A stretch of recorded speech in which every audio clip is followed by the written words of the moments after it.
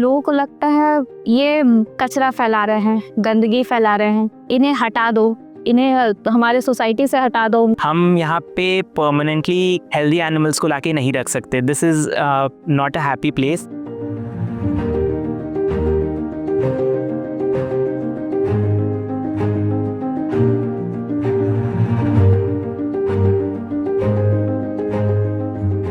Hi, I am Shilpa from the stay army. और stay army शुरू हुआ लॉकडाउन के दौरान, जब हमने देखा पूरी दुनिया बंद हो गई है, रुक गई है। यहाँ पे जितने भी डिसेबल्ड एनिमल्स है, पैरालाइज, ब्लाइंड, उनको हम परमानेंटली रखते हैं। बाकी जितने भी एनिमल्स हमारे पास आते हैं रेस्क्यू के, वो ठीक होके वी मेक श्योर कि उनको या तो अडॉप्ट कराए, अगर अडॉप्शन नहीं होता है तो we leave them back on the streets जिस एरिया से आए हैं वो।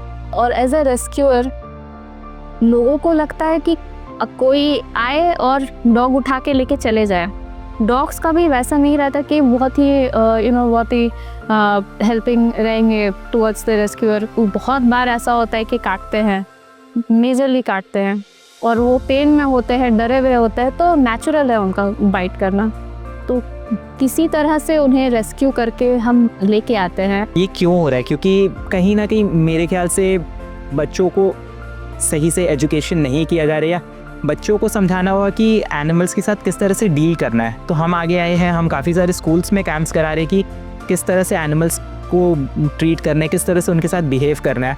इसी तरह से अगर पेरेंट्स भी ये चीज़ समझे कि हाँ, पत्थर नहीं मार के अगर एक रोटी खिला दे या बिस्किट खिला दे तो काफ़ी ज़्यादा चेंज आएगा धीरे धीरे।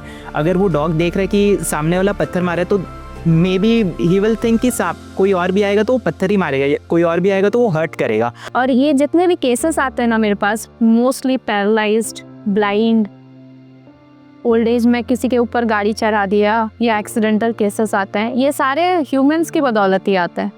ये ऐसे नहीं कि वो खुद से अपनी इंजरी खुद करवा के आ रहे हैं। ये आप ही की वजह से ही इतना इशू हो रहा है।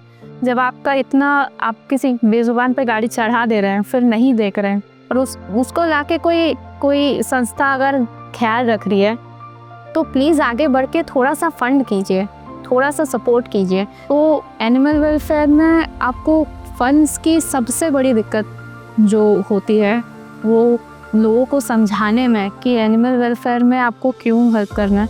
वैसे तो इंसान को अगर कोई भी दिक्कत होती है कि कोई भी काल चल रहा है, राहु काल चल रहा है, या कोई भी काल चल रहा है, गाय को खिलाते हैं, तब कुत्तों को खिलाते हैं, वो अपने मतलब के लिए तो करते हैं।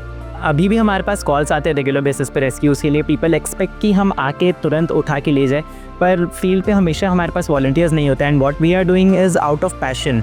हमें अच्छा लग रहा है तो हम कर रहे हैं। तो वही कि हम लोगों को बोलते हैं कि आप भी हेल्प करो। अगर आपके एरिया में कोई डॉग है, आप कॉल कर दिए तो your responsibility doesn't get over. वहाँ पे आप कॉल की, हो सकता है हम नहीं आके ले जा पाएंगे, तो हम लोगों को रिक्वेस्ट करते हैं कि आप उसको ला के दे दो हमारे पास एक सेंटर है, यहाँ पे हम आगे का ट्रीटमेंट कर सकते हैं। इनकी दुआ जो लगती है वो एक ही नेक्स्ट लेवल की ही दुआ है। मतलब आप सोच नहीं सकते, इन इतने दिनों में हमने जितने भी चैलेंजेस फेस किए हैं, जितने भी एक्सीडेंट्स हुए हैं हमारे साथ या कुछ भी, हमें खरोच तक नहीं है ये। It's all because of their animals हमेशा से ही लॉयल रहे हैं। अगर आपके एरिया में कम्युनिटी एनिमल्स आप ख्याल रखोगे, आप उनका ख्याल रखोगे तो वो भी आपका ख्याल रखेंगे। अब आप देखे हो कि बहुत सारे केसेस आते हैं कि डॉग बाइट्स हुआ या कुछ बच्चों को काट लिया, पर बहुत सारे इस तरह के भी तो केसेस आते हैं कि डॉग्स ने बच्चों को बचाया या चोरी होते हुए बचाया। तो जिस तरह से हम ट्रीट करेंगे एनिमल्स को, उसी तरह से उनका भी रिस्पॉन्स रहेगा हमारे तरफ।